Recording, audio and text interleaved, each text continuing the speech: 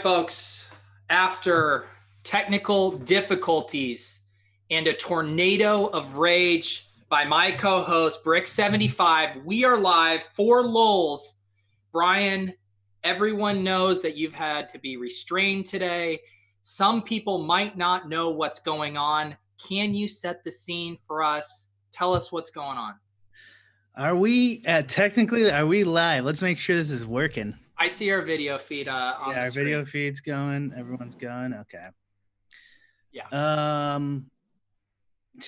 mean, where to start, Peter? Where to start? So I'll start with what I saw, and I saw Osimo post a screenshot from a 2-game slate of Lolz, and you were shipping first and second place for a combined $30,000. And Osimo was kind of triggered that you were going to win there with the game stack. It looked like you only had one player remaining. So why don't you now flash forward to where we are now? Because I would just assume you have 30,000 in your account, right? I do not have 30,000 in my account. So let's start with money. Let's start with money really quick. I just want to briefly, we'll go back to these, but I just want to briefly. So Monday, Outlaw Golf. Oh, wow. We're going chronological. Okay. I just went really chronological.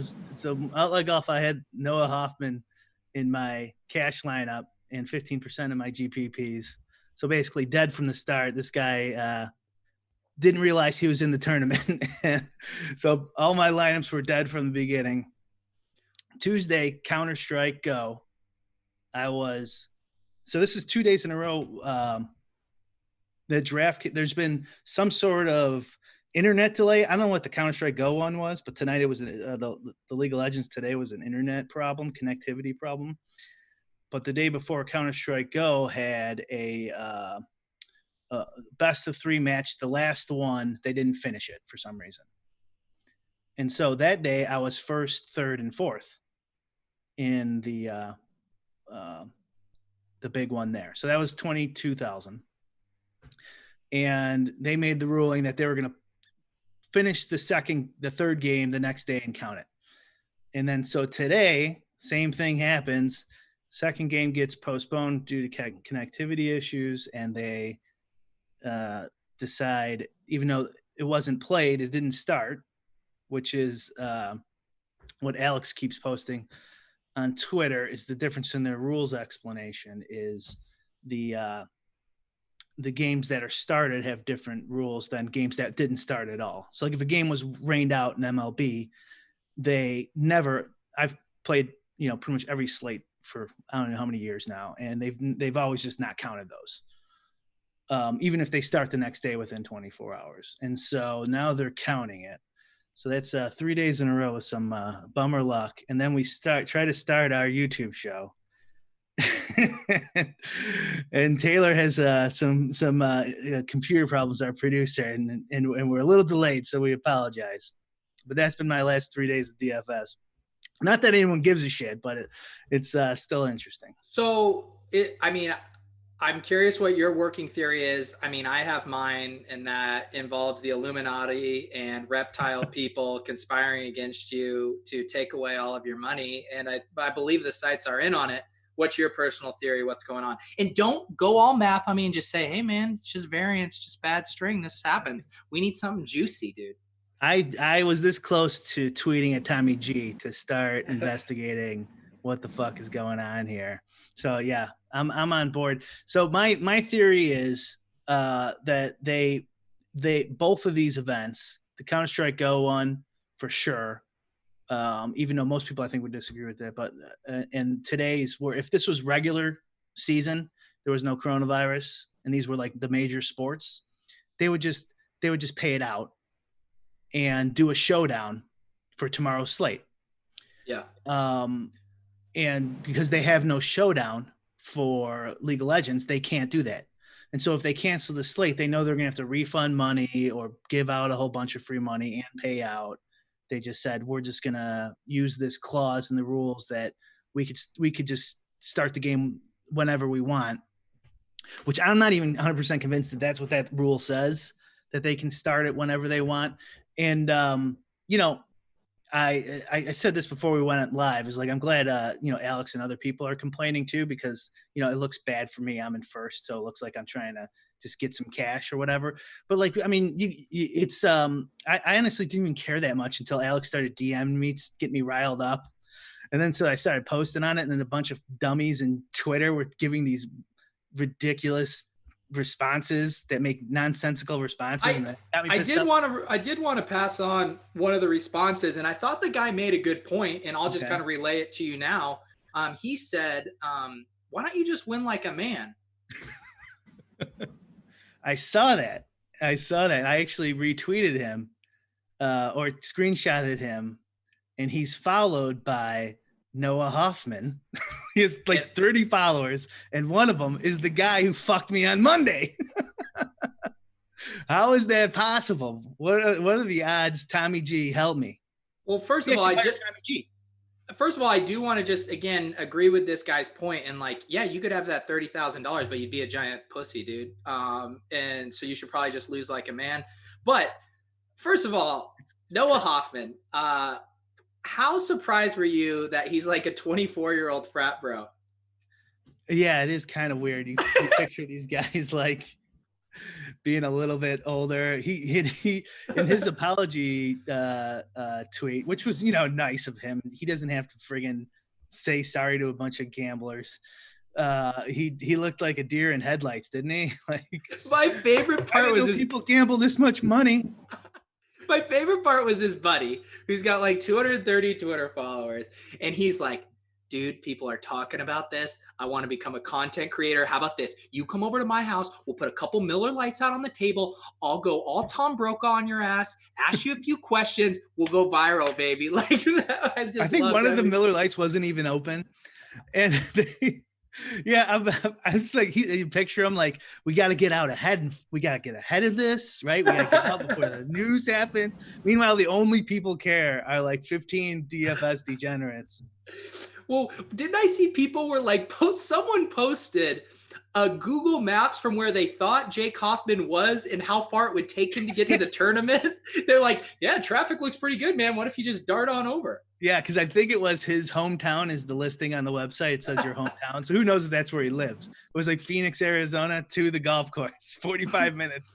And I tried to get him to go. So I offered half my winnings if I won, if he would make it, and they'd let him in. And then what's that one guy's name? I can't remember. Third and Schlong or Bright. Yeah. He matched me. So like we could have we didn't offer him. We offered it to the COVID-19 charity of his choosing. But that wasn't enough. You got to stop asking, and you just need to have black car service roll up to his house. Get in, Noah. Get in, Noah. Grab your clubs. Yeah, it wasn't a manly enough offer, apparently. Yeah. So yeah, you've had quite the string here. What if the guy who wants me to be a man is his buddy? It's like his burner account. Yeah, I mean, it could be. I mean, I think that's kind of the thing I always tell myself is, sometimes I'll make a play in DFS or, I'll complain, and I tell myself, you got to be a man, dude. You got to be a man. You got to play DFS at home at your computer like a man. Yes. Because winning is all about being a man somehow. That's what's going to get these guys to the top. I'm actually nervous because I didn't know that people knew that. And I'd like that guy to tell Jade Roper you have to be a man to win at DFS. she's won more money than any of us. Oh yeah. And so here's another thing that fucking pissed me off. I told you guys Brick was gonna go off. So Alex, of course, he goes, you should just email your rep at DK. So I'm like, okay, I'll email my rep. The guy fucking responds with the rules and says, contact support for more questions. If you have more questions, just totally fucking basically ghosts me. It's like, you don't think I saw the ruling? That's why I'm fucking emailing you. And all I said was, okay, if this happened in baseball, the precedent that's set is this gets canceled, right? Yeah. That's all I want. And so the real answer is, yes, that's exactly what happened. I don't give a fucking shit if weather is predictive. Twitter fuckers. I don't care. Hey, you're coming for Kevin Ross' livelihood right there if you say weather isn't predictive. That has absolutely nothing to do with it. It's like there's a precedent set in how they do this. And it doesn't matter if it's 2-gamer or 3-gamer, that League of Legends has less games. It's irrelevant. So they if they did this, if they do this in MLB, why are they doing this now? And the reason is probably because they're losing money hand over fist. And I can't blame them. You know what I mean? There's no sports. There's no showdown. Right? At the very least, I would figure they would go like, here's a Millie Maker ticket, go away. You know what I mean?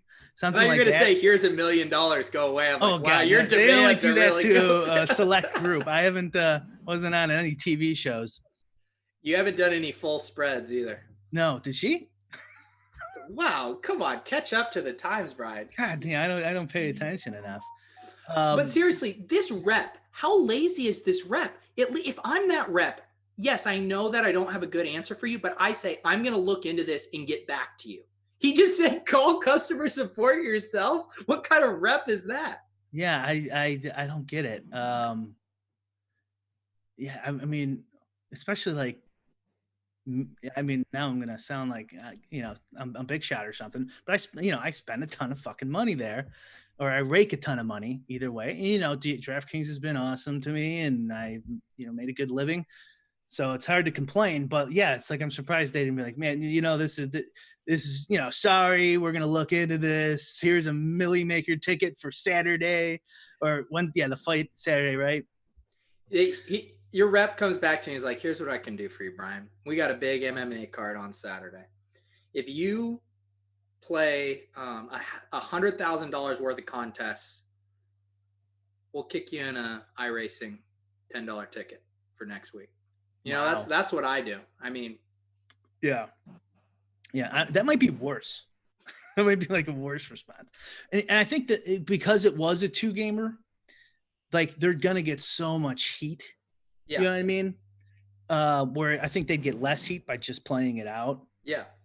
But like in any circumstance and I think the Counter-Strike Go ruling was wrong as well. I just didn't complain about it because like, okay, whatever, I get it. But like in baseball, if they've had, if you go 5 innings or more and then it starts pouring, they can postpone that game to the next day. And it's happened a bunch of times. And then they play the last few innings. They never count those. Yeah. They might have counted one over the last 6 some years. I don't remember one. Yeah, I mean, it is like, all jokes aside, it is an interesting discussion. I mean, just in general, playing some of these fringe sports, and I know that like a lot of us assume that there's a lot of kind of risk built into some of the stuff we've talked about, match fixing, all of this miscommunication stuff with scoring, all of this stuff. How do you reconcile like, okay, this might be a profitable DFS, venture just because it's so new and maybe people are figuring things out. On the other hand, there's a ton of risk involved with all of these, dare I go Taleb and say, black swan events that are screwing you out of potential money. Do you consider those kind of events when you're playing these contests? Yeah, I mean, no, I don't like consider those type of events, but yeah, I do. I've talked about this with some other DFS players of coming up with like a risk of ruin number that individual players can have, attributed to themselves. Like an example would be like a Spurs player, San Antonio Spurs player, because Popovich is so volatile with his starting lineup and substitutions that like projecting minutes isn't really dead on accurate in that situation. And so, it's a little complicated, but like I was thinking about some ways to get around that where it's like, okay, well, this guy's got a higher risk of ruin and compared to his ownership percentage and yada, yada, yada. But not for weather or internet connections, I guess, in esports. I mean, it doesn't matter. Everyone plays by the same gamble, So like, I don't even care if they want to go, if they just want to keep this going forward. So in baseball, we get the postponed game. Then if it's in 24 hours, fine, whatever. Yeah. Just what are the fucking rules? And they don't have and in the rules it's basically just arbitrary. We could start the time whenever the fuck we want, is what it says. The way they're interpreting it, anyways. I'm not sure that that's the way you can interpret that. Yeah. And I'm not really sure if there is any legal action, like if precedent matters. I'm not a lawyer, but like they for sure have years of not doing this. But do you think just be fucking consistent? Right. Just do the same shit from here on out. Well, that's what I was just going to say. Do you think that if this was a much larger GPP with way more people impacted, like obviously, like, so you had 30,000. How much of the prize pool was that? What was the prize pool? 100,000? It wasn't that 72, I think. So I had 72. like most of it. You had like almost half the prize pool. So you were going to represent, a large portion of any outrage. Do you think they can just sweep it under the rug? They don't have legions of people upset about this like they did the Jade Roper stuff. Do you think that they just want to move on and aren't handling it in a fair and equitable way? Maybe, but I really think it's mainly like, well, if we postpone this, we're gonna have to refund people. Yeah. If we don't, we won't, and we need money right now, and we don't have showdowns, so we can't make it up. Because otherwise, we just do a showdown tomorrow and make back our losses, and then give out some free 30,000, free roll to the people who got screwed or something. Have you ever thought about how selfish you're being, considering DraftKings, this little old company that just IPO'd and got valued at $6 billion, that maybe you're just kind of trying to take money out of them and you might bankrupt them? Possibly. I mean, they do lose money every year, but they are valued at quite a bit. But yeah, I honestly, I don't. It's like whatever. Don't pay me. That's fine. But like, this is gonna happen in baseball. We got Korea, to see the KBO going right now. It's gonna happen. I don't know if it rains in Korea, but I'm assuming it does, and it's gonna happen again. And let's see how they handle it. And it's just gonna be bullshit. They're gonna just make up bullshit. And so like these rules, I don't want any government to, officials to get involved. So I probably won't make a stink out of it. But like, I'd rather have them, the free market decide it. But like, and DraftKings has that postponement option, like they just postpone the slate, and that makes more sense. And you could do like on the 3-game slate or smaller, we postpone it, something like that. Definitely a 2-gamer. I could see that too. But like, come on, have some fucking consistency. What happens, Brian, if this week your rep reaches out? Some people are floating this idea in the chat. They slide you a nice little $30,000 check under the table, make you sign an NDA. I come here on Lolz next week. We got our pals in the chat. I say, so Brian, what happened? What's your move? Well, once Jade gets back to me and I speak to her lawyer and I see how much he's going to get me, then I make, weigh the pluses and minuses. Yeah. And maybe she got more than $1 million, for defamation. Can I be, if this does go to court, can I be on your legal counsel? I just really want to be a part of a trial about League of Legends DFS. I might just have you be my legal counsel just starting now. Like, fuck it. There, you heard it here. All questions to Peter, my lawyer. The law firm of Peter Overzet. I litigate specifically in DFS grievances, and I just retroactively made Jade my client and Brian, and we are going to make sure justice is served. All right, let's talk Korean baseball. I had sent you a message this morning, and you didn't reply till a little later, and my theory was Brian stayed up until lock and was sleeping in. Was I close? Wrong. No, Wrong. I just had something to do. I did not play last night. You did? I thought you told me because there was a big GPP you wanted to play. I was thinking about it, and I decided not to. It wasn't worth it. I was kind of busy. Yeah. It's just like it's like at the worst possible time. Yeah. For pretty much any time zone. Maybe the West Coast. The West Coast 2:30. That's not too bad. Yeah, the West Coast can get away. I was like excited to play it, and then I realized the whole thing with the starting lineups. And I've already tried to get better after League of Legends. That kind of vicious stretch there of resetting some good habits, some sleep schedules. And then I see KBO, and I'm like, I don't think I can do this, guys. And also the way their lineups have come out so far, we only have 2 days, but you get about 30 minutes before a lock. Is there a Kenzie of KBO who's tweeting these out? I think there was some guy. I was just in the Osmo Slack, and those guys were on top of it the first day. So, but it's a real pain in the ass too if you're making your own models, because you have to adjust for what batting order they're in. And so 30 minutes is not a lot of time, and it's 3 a.m. or 4 a.m, depending on where you live. It's like, do you really want to fucking do this shit? So like my strategy, if I'm gonna do it again tonight or going forward, the midnight slates I'll probably do. But I don't even know if they have anymore, if that was just an opening day thing. But my strategy will be like to run my lineups, whatever, during the day at night before I go to bed, and then set a timer, wake up, and just pop in whoever's in the starting lineup. Just global swap, go back to bed. And like that's probably, the games are probably not that sharp right now. And it doesn't look like a ton of the top baseball guys from MLB are playing. There are a bunch, but not all of them. So it's probably a decent edge to be had.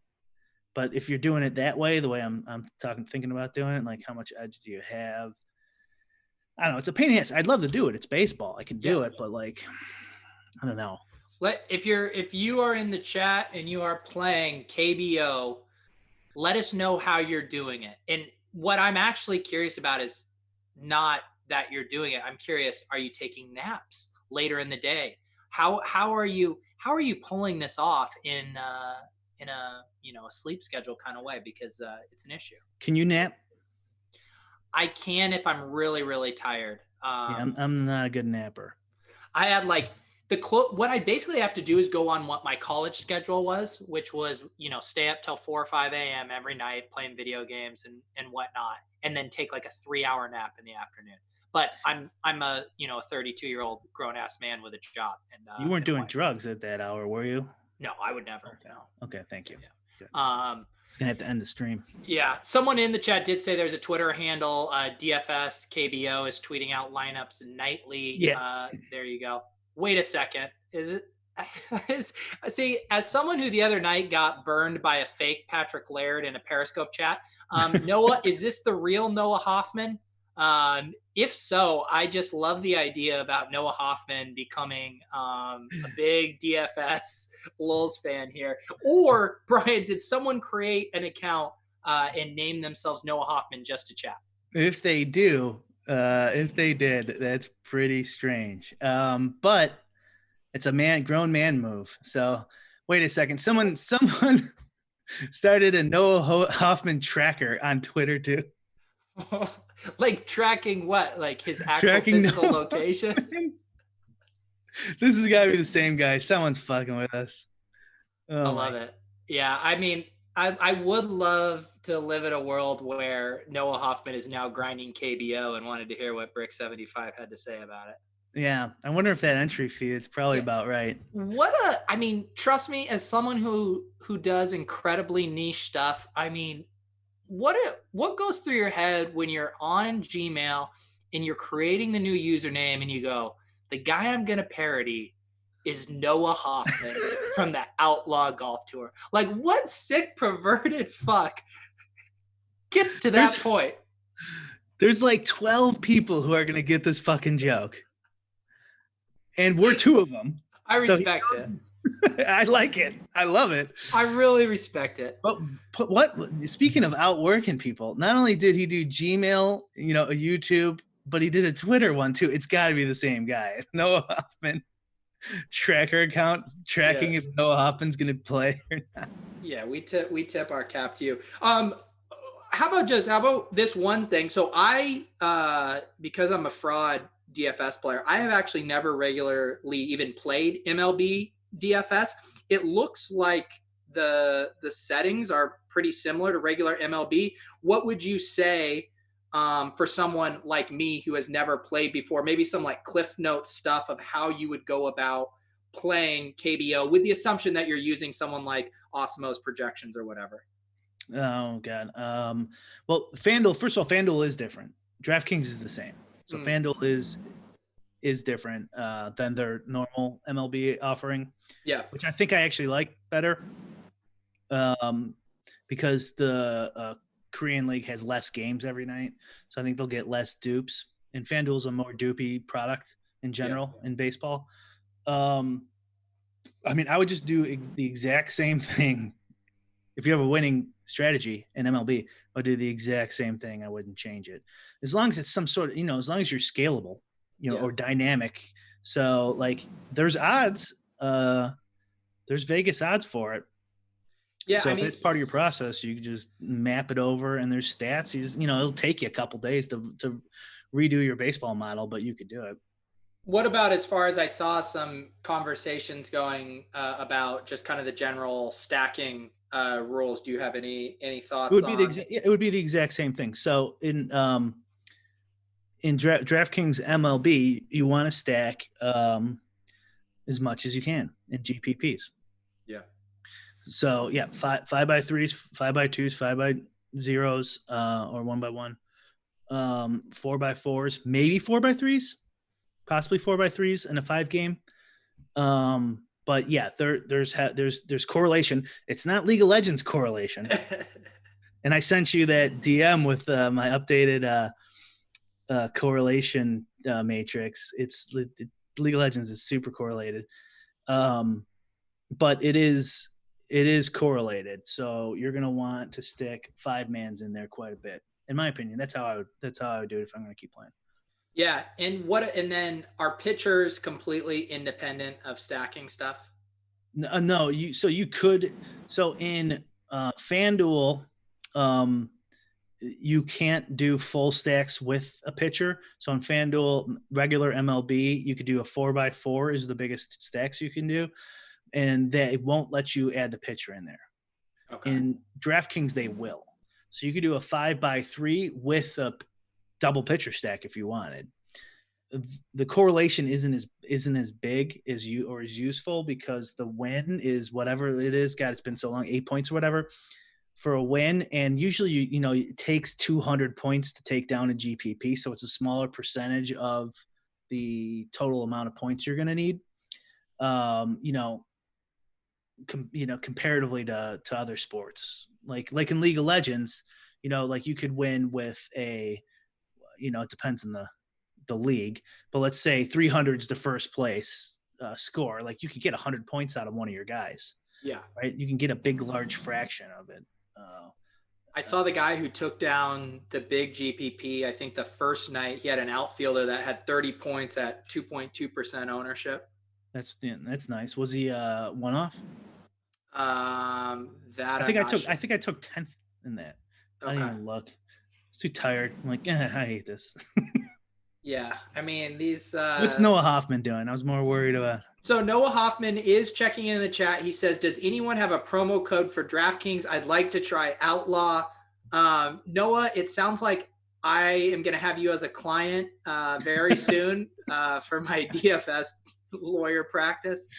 I appreciate your hustle out there. Would that be the biggest scandal in the world right now? I pray that will happen. That would be fucking fantastic.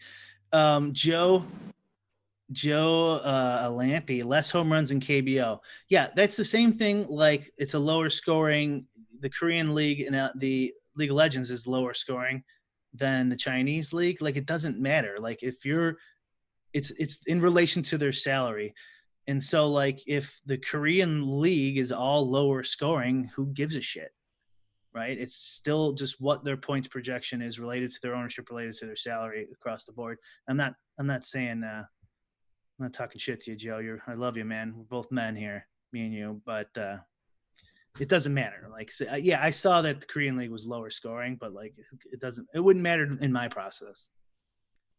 There you go, Joe. Just be a man when you submit your lineups. I think that's kind of the moral of the story here. All right, we do have lots of stuff going on in DFS as we kind of transition out of this, coronavirus era of DFS. Last week, if you missed it, we counted down our top 10 DFS moments of the coronavirus era. And dare I say, if we did an updated list, we might even have a couple new things that would have made their way in. Yeah, I would think so. Yeah, and the Noah Hoffman one was pretty fun. Like no one knew where he was, and you got to admit that the interaction with the athletes is pretty fun in this post-coronavirus DFS landscape. Why did we should have attempted to get Noah Hoffman on. I bet we could have got him on tonight. Because he just stares at the screen, barely blinks his eyes, and just, yeah, I'm sorry that it's like, no, buddy, you're going to be fine, man. Every dog has his day. I wouldn't have gone with the Miller Lite motif. You know what I mean? Just after you missed a early tea time, right? You know what I'm saying? Like if I miss an early tea time, there's probably 30% chance I was boozing the night before. You might have gone with like a green smoothie, something to show that you're getting your life back on track. Oh yeah, right. Like he was filing his taxes or something. Like, yeah, honest mistake.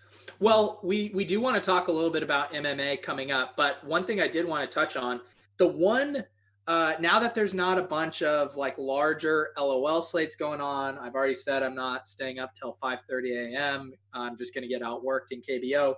I have, Brian, very much been enjoying these weekend iRacing events. Have you? Yeah.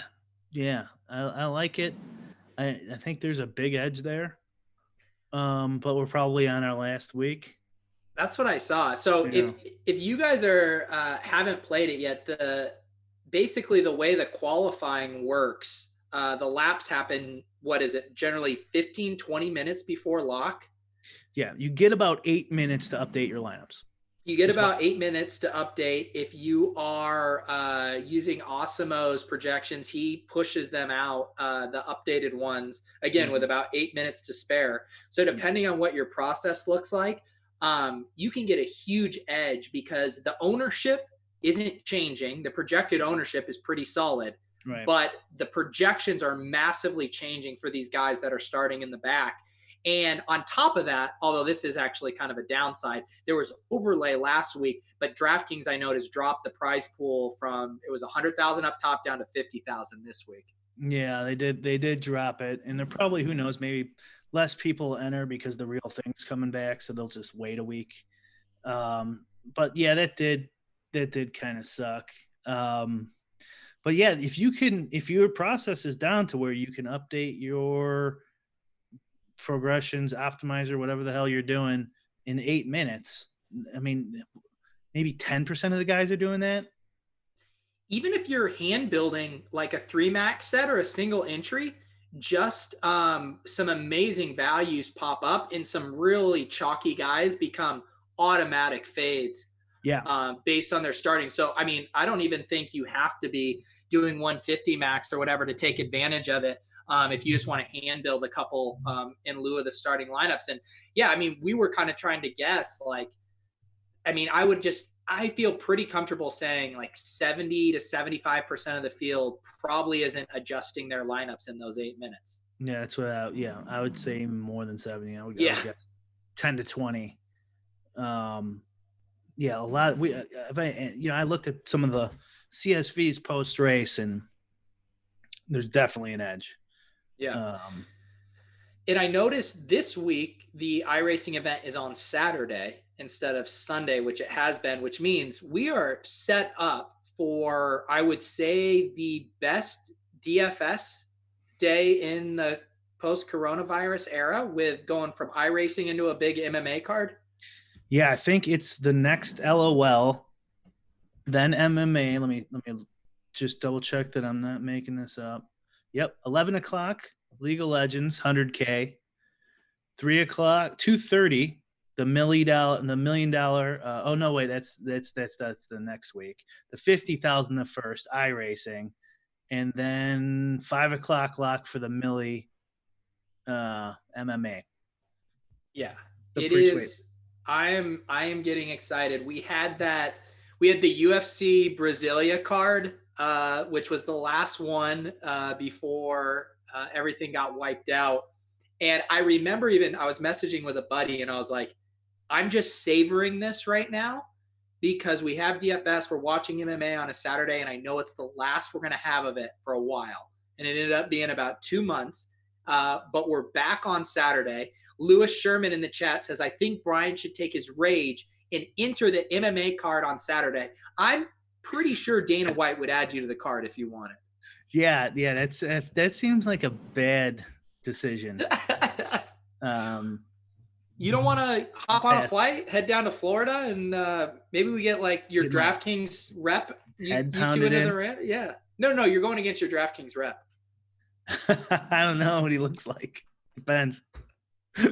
Would you want to do more of the fight on your feet, or are you looking to take it to the mat? I think I have to take it to mat just out of pure having no striking skills for sure. Like maybe I weigh more than him and I could just kind of use that, get on top of him and just lie down for a little bit. So you're just kind of, do you think you even have a submission in you, or are you just trying to win by decision? So what? I got 3 days to go to the local Brazilian Jiu-Jitsu. Well, I think Randone lives in Chicago. I think you probably just find out who he was training with, right? He doesn't live in Chicago, does he? Oh, I thought, wasn't his training montage in Chicago where that video was set?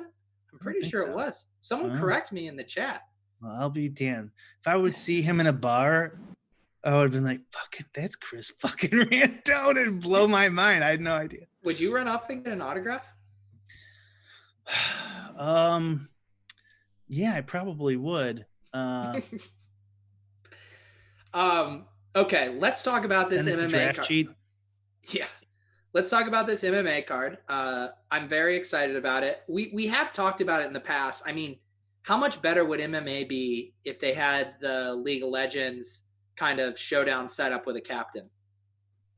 I was hoping they would do that during this downtime, that they'd switch it up. Yeah. Too many dupes. I would go like 5-man with assistant to the regional captain, as you say. I was hoping you were going to go with that. So captain, assistant to the regional captain, and 3 more players, I think, would get you to the So a nice little range. To me, kind of one of the more interesting like DFS discussion points on this slate is we obviously have 1 5-round main event fight. The rest of them are 3 rounds. We have Tony Ferguson versus Justin Gaethje, I think is how you pronounce it. Yeah. And good luck with those names. I mean, Tony Ferguson's an easy one. I'm pretty sure I heard someone say it's Gaethje. Okay. If someone wants to spell it out phonetically in the chat, I will allow you to actually me. Noah probably knows. Noah Hoffman's a big Gaethje guy.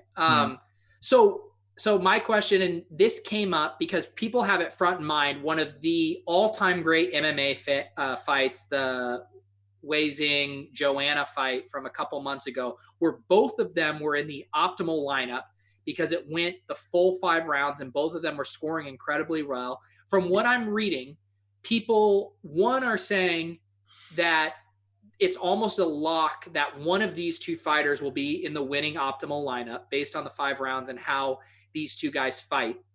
And then, of course, the discussion comes up, how viable is it to have some lineups with both of them in it, considering Justin's price tag at 7,500, which if you look at any points per dollar metrics on projection sites, he's just an insane value. So what are your thoughts on that, just conceptually, about 2 fighters from the same fight when they're the only guys in a 5-round contest? Fuck if I know. No, I'm kidding. It's clearly viable, right? It is. It's one. It's one more than team in the captain slot in League of Legends, so it's more viable than that. I'm not 100% sure. My guess is it depends on the slate and how and there's probably like a certain percentage of them that will still be plus EV lineups. Yeah. And it's just going to vary by slate. So this fight specifically, I have it at 2.47 rounds over under. Yeah. That's not 5 rounds of striking.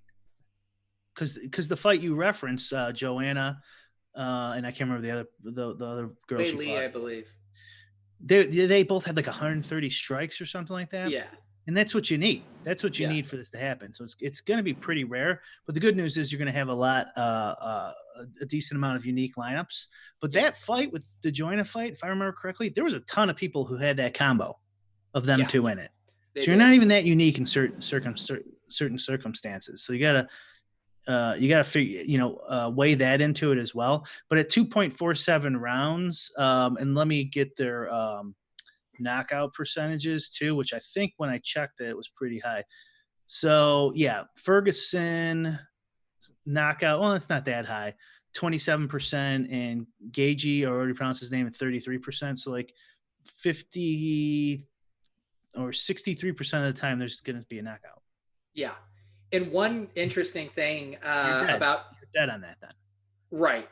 Yeah. And basically what I've read about these fighters, and also, first of all, Justin, so he's coming off of 3 round 1 KOs. So that tells you this guy likes to come out swinging. And from this was another insane stat I read about Justin. He absorbs nearly 10 strikes per minute. So, I mean, this guy is just willing to go in these bloodbaths. He's willing to dish it out and take it. So I do think that gives you some caution in stacking both of these, knowing how willing he is to just go balls to the wall right out of the gate. So to back you up your narrative there. Yeah. Justin has a higher chance of winning in round 1 than Tony, despite being a 2-1 dog. Yeah. So that's pretty crazy. That's exactly what you just said, and is what Vegas is thinking. Yeah, so that's definitely something to consider. And like the ownership I'm seeing right now, I was looking at both Roto Grinders and Awesemos. I don't know if it's probably not good for me to just spill this. Well, I have my own too, so I'll just say that because Alex is behind the paywall, right? I think. Mine is 40% for Tony and 36% for Justin. Yeah.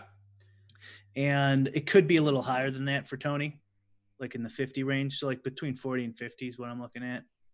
Yeah, like my thought again is it does seem like most lineups are going to have one of these two guys in it. I think it sounds like it'd be pretty contrarian not to have one of those guys.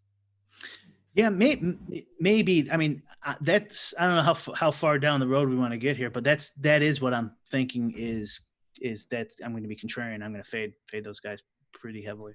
Yeah. So you're going to go out of your way to reduce your ownership? No, I never go out of my way, but through my process of adjusting for ownership, this is what it's spitting out as of Wednesday. We have a few more days to go here. So the thing is like looking at ownership, like those guys do look like two of the highest owned guys, but because like you said, there is just so many dupes and so many natural funnels. Like we're going to have so many guys in that 30 to 40% ownership range that I don't know if they're going to be that significantly higher owned than the rest of the field. But having them in tandem, I think will be, if that makes sense. Yeah, no, that's definitely something to consider. And that's an even more reason to fade them. So if they're in tandem, highly owned, is that what you're alluding to there? Like that they're going to be higher owned in tandem on the field? Or I guess what I'm trying to say is like individually, like just everyone on the slate, I think they are going to be similarly owned, but I feel like everyone will have one of two of those guys, whereas they're not going to have one of two of some of the other equally owned guys. Am I making sense? I think so. Yeah. Maybe I'm just not completely understanding, and you are Yeah. making perfect sense, and it's just me. But really quick, the next fight here, Yeah. Cruz, Dominic, and Henry. I'll just do that. Yeah. Next, Cruz and Sejudo. Yes. I think you Okay. nailed it. This is the one where I would be more likely to target a duo in the same Okay. lineup because I So have them go ahead. at 4.66 rounds over under. Okay. Let me make Yeah. sure that's right while you keep talking. Yeah. And so what I read about this fight and was that they're both good wrestlers, and I'm guessing the odds, like you said, it's more likely to go the distance. So I think the prevailing thought, right, is we want guys who get lots of strikes, lots of knockouts. Are you worried about a match going 5 rounds to decision not being as high score? Or sorry, this is gonna be a 3-round match. Yeah, see, the over under though is 4.66. So either Vegas is wrong or Wait, is that are you saying this is a 5-round match? yeah, that's what I'm saying. Oh, I thought there was only one 5-round match. Well, this is what Bet Online is saying. Okay. Interesting. So Does someone in the chat site. know? There's probably, I mean, Yeah, Bet Online has been wrong. I can't see my keyboard in my awesome gamer lighting here. At least how the previous cards have been, it's been if there's a main event, and then like the Joanna one was a co-main event. So both of those were 5 rounds. As I understand it, there's only one main event. No. Penny has it at 4.5 as well. Really? Uh-huh. Interesting. So there's 2 fights that are going 5 rounds? Yeah. So it's I guess a double main card or whatever the fuck they call Okay. it. Same thing with that Joanna fight, right? Wasn't she? I just didn't know it was a co-main event. Okay.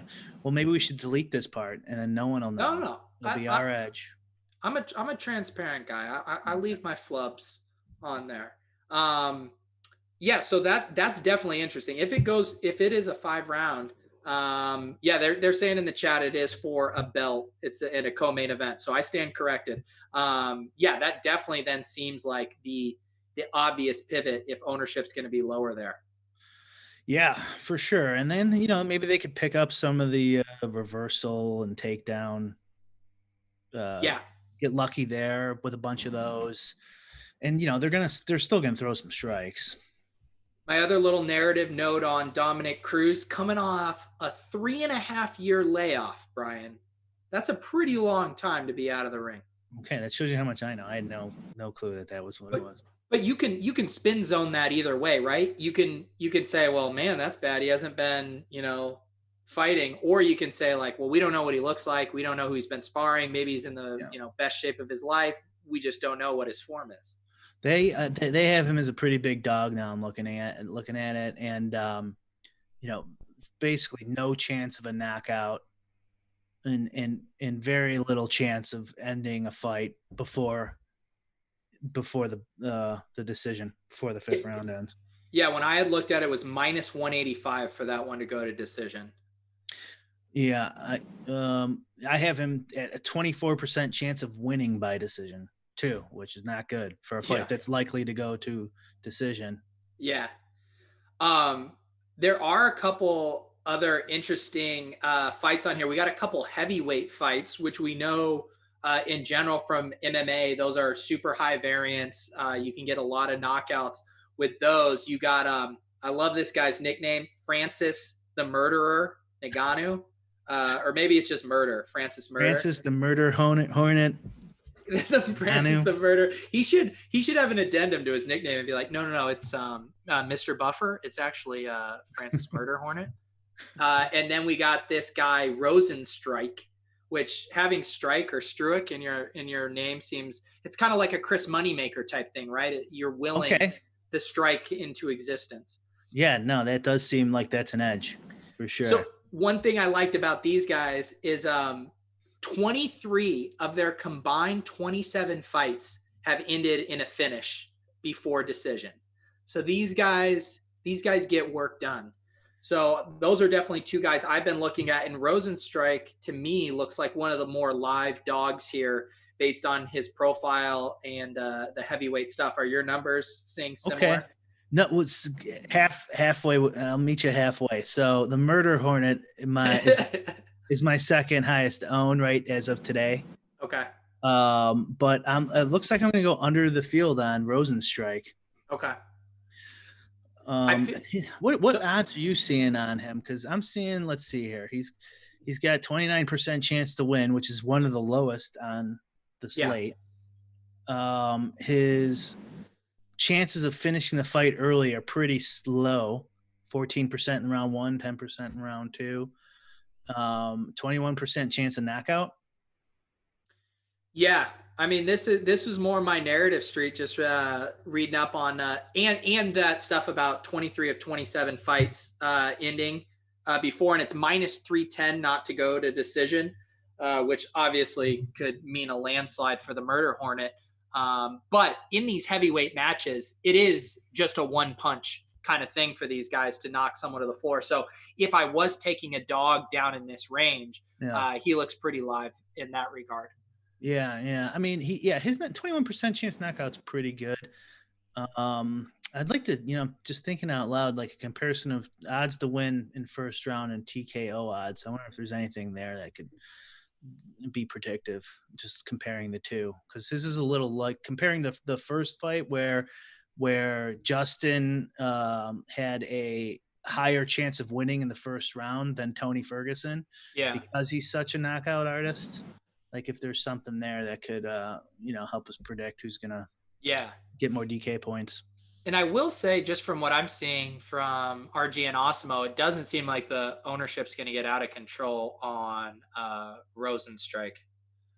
Yeah, I'm still under. Let's see. I'm under mine. Okay, so I have a slightly different ownership percentage than Alex does. Mine is, let's see here. Mine's a little higher. Mine is like 16%. Okay. Yeah, that's closer to what RG has. I'm going under there. Okay. Yeah, I haven't run anything yet to see what I'm getting, but you're gonna have to bump his projection up a couple points to fit him in, I'm thinking.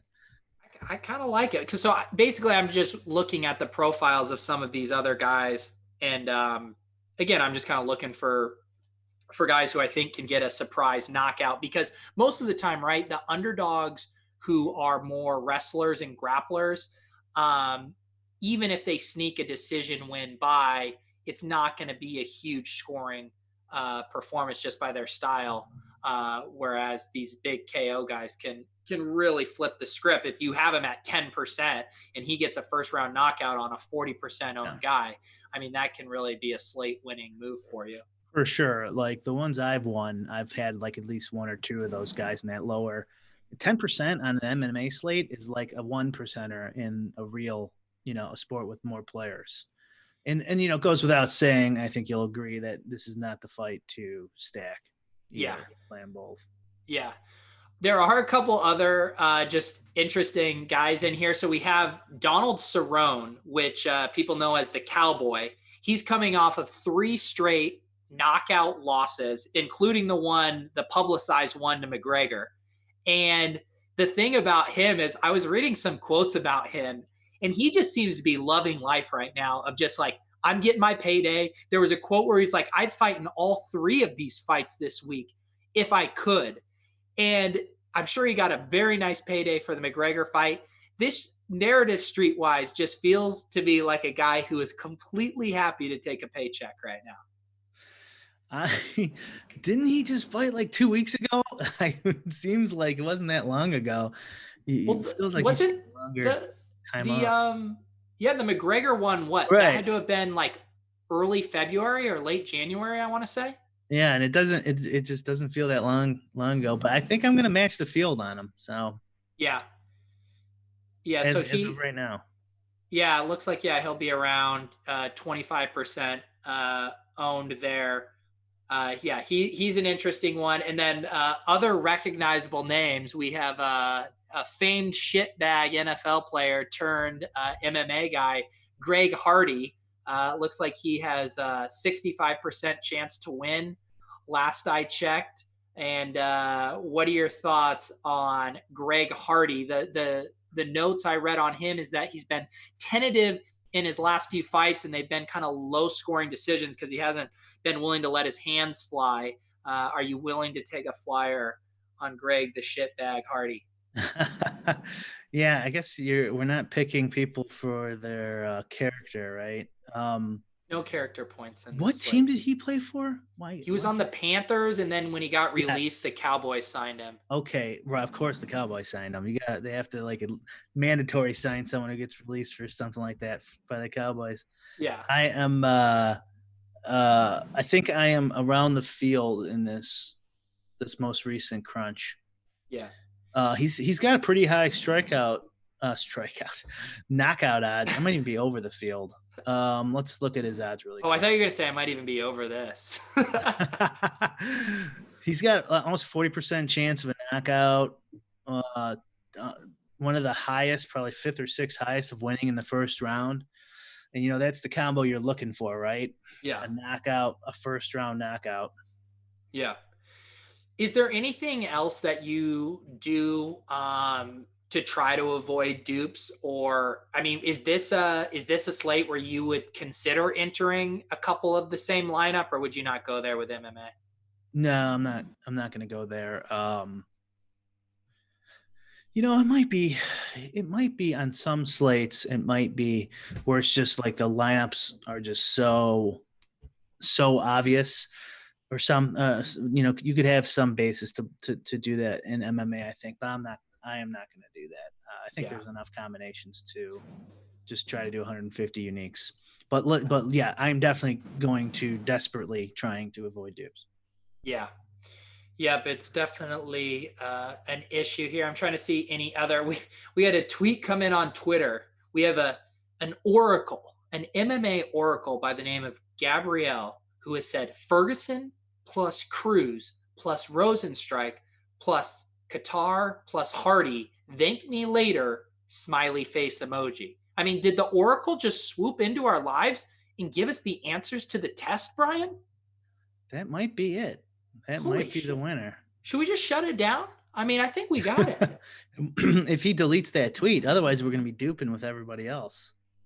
Yeah, I mean, but look, I don't want to dupe with randos, but I would happily dupe with the 22 of us plus you and me and Taylor right now. Like, if the 25 of us, what's up top? 50,000? No. Which one? No, the MMA. What in the biggest prize pool? There's 200, and if there's 25 of us, okay. I'm just going to do a quick little math here on Google because I can't do it in my head. That's $8K each. I'll do $8K each with each of you. Okay, I'll take it. I mean, I know you're, in a legal battle to get 30,000, so this might seem like peanuts. You're my lawyer, aren't you? Yeah, I do get a third of that, which will be nice. But I think it'd be a nice thing for the fans. All right, here's the deal, guys. We have 15 likes on this video, and dare I say it's net 14. Because some asshole, I'm going to guess, was it you, King? The King at one point said you didn't say anything helpful for KBO, but you had just started your rant, and then you got there. So hopefully the King wasn't the one disliked, but have you already said your favorite play on this MMA slate? I don't think I have. I mean, would you share it for net? Yeah, as long as it hopefully doesn't change by Saturday. I mean, you will have to do a emergency press conference if your favorite play changes. What are we considering favorite, like compared to ownership? Yeah, but first of all, I need to come up with a realistic benchmark here.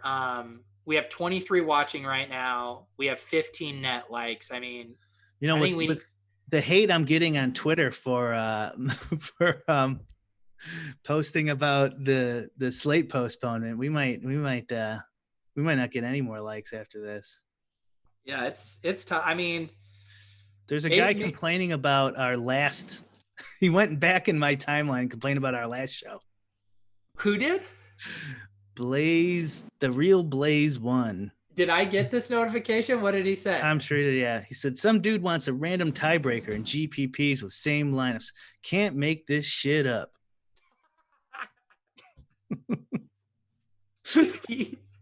You can't make this shit. Some dude. Oh my God. And like, I'm clearly like half joking, half like, I have a horrible idea is how I start that fucking segment off. Yeah, I mean, idea, but I'm going to say it anyways. Brian, I think are the people turning against you? Our beloved hero? Are you turning full heel? If you look at my first videos, YouTube videos, they're like 100% thumbs up until I started doing Lolz. What would you say is the variable that changed, Brian? I mean, let's just do some math. Let's try to figure out what's different. Yeah. It's like, give me good free information, motherfucker. I don't want to hear any of your other bullshit. And as soon as that free information stops, you can go fuck yourself. Like, that's what this Blaze guy is probably thinking. Sorry, guys. As long as I'm around, you're going to be getting a tall, stiff glass of bullshit. I am just very much looking forward to this MMA card. You know, wait, I got a good tweet. Here we go. M. Corf responded again. M. Corf. Laughing my ass off. Dude keeps whining to win in a not honest fashion. Not sure who's worse, you or Awesemo DFS, or all the big companies who gobble up that stimulus. Jesus, man, grow up. Lots of people with less a bankroll than you who stand to lose drastically if DK were to enact an absurd ruling. Hang on. Hey, Taylor, I kind of want to get this tweet up. I mean, it is so good. I love that he tagged Awesemo too. And I did not see the, hang on, I got to get this to Taylor. It's a pretty big compliment to Alex that he's a big company gobbling up all this stimulus, you know, like it is. Boeing and Awesemo.com are getting the billions, apparently, based on M. Corf here. The best part, though, is that the companies who gobbled up the stimulus. He's just combining all of his hate now, you know, just like, what else do I hate? I hate Alex Baker. I hate these fucking stimulus bailouts. Yeah, I mean, honestly, first of all, the bailing out these airlines is my number one, just biggest thing. The biggest bee in my bonnet, the thing that really steams my beans. You want to know what's number two? The Lakers? You. Oh. Just trying to get your 30,000 like all the airlines. You know what you want? You want the bailout, and then you're going to buy back your own stocks and just profit. You're sick, man. You and Awesemo and American Airlines, the fucking scum of the earth, man. This guy is but you know, he did tell me to grow up, so that's good advice. Right? Yes. Considering I was like half joking through the whole thing. Lots of people with less of a bankroll than you who stand to lose drastically if DK were to enact an absurd ruling. I wonder if this guy has some live lineups he might want to see. Have a good day tomorrow. You know what would be fucking hilarious if I win this anyways? That would be fun. How like I didn't even, because I wasn't in that contest, I have no idea. Like, what percentage chance do you think your lineups would hold? I didn't really even look, but probably not that good. Hey, hang on. As your lawyer, I don't want you to put this on tape. 100%? No. It was just as the Lolz co-host, I had to ask you the question, but as your lawyer, I had to prevent you from responding. Okay, you have dual duties here. Hey, Marcus Amparo, that's not nice. He's the type of dude who eats boneless wings. I like boneless wings. Boneless wings? Yeah, sure, why not? Yeah, why not? I mean, I'm not going to discriminate. In this economy? I don't care what's in that wing, brother. I'm eating it. Brick equals big tobacco. What was that movie? Thank You for Smoking? Yeah. Thank you for playing DFS. Yeah, more like Big Esport is out to get me. Big Esport. Just think where we are. It all started on that fateful night in mid-March. You and me were just going to talk about NBA, the PGA Tour, and our entire lives were turned upside down, brother. That was pretty crazy. I still think we had no clue what was going on there. Like, all it was I think this game might be canceled.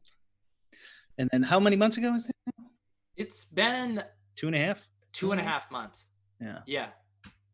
And now, that's probably, we probably should give M. Corf a break. He's been stuck in his fucking house with his, mask on. Chicken nuggets. Eating boneless wings.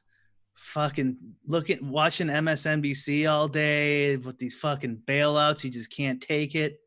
And then he's got a live lineup and the game's canceled, and this fucking Brick 75 guy's going to ruin his dreams of taking down 50K. You're really feel selfish. For him. I'm on M. Corf's team now, I think. Well, I will, when you get that 30,000, third of it comes to me. That's right. And probably for a PR move, you should probably send a third of it to M. Corf. You should probably donate another 5K to some kind of coronavirus-related charity. You probably send another 2K to Osimo just for being a great mentor for you. And you could probably buy yourself some boneless chicken wings with what's left. I'm not sending Osimo shit. Apparently this guy's getting a big bailout, big stimulus bailout, and that's not right. What do you think about, speaking of this big stimulus bailout that Osimo got, he used it to create a pop culture spinoff site. What do you think of this?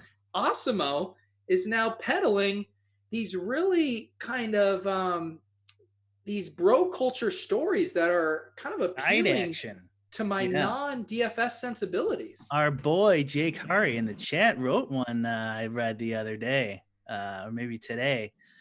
Side action, a little toxic, a little on toxic side. I told you, I DM'd you, I said more like Girls in Tech action would be a better title, but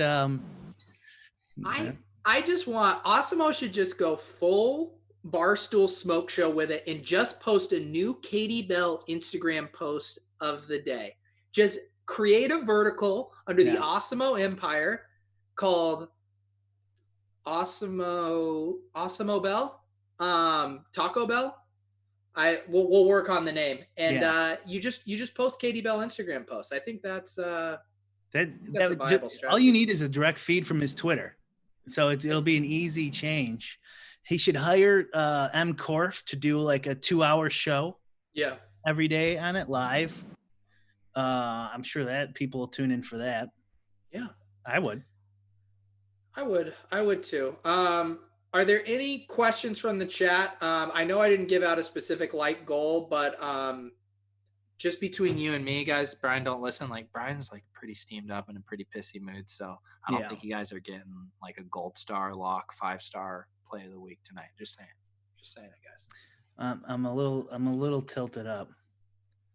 Oh, wow. This is breaking news. The King says Osimo is starting an OnlyFans site, which, little Osimo showing a little skin, talking DFS. I mean, talk about a multi-million-dollar idea. So, okay, this is what our tax dollars are going to, or our stimulus dollars, the government printing press, rather. Yeah. That's going to. Brick, is there anything else you'd like to say before we say goodnight to the good people? I don't know. I think I'm on the verge of going full not give a flying fuck. And is that why you punched a hole in your drywall before we went live? No, but I have done that when I was younger. I did too once in my childhood bedroom. My dad had to patch it up. He was none too happy. I destroyed a couch after a bad poker session. This is so long ago. I had a roommate at the time, and he came home, and I had my keyboard. I smashed the arm off of the couch, and just like the post was sticking up, and I smashed the keyboard through the post. It punctured all the way through, went halfway down, and I just fucking left.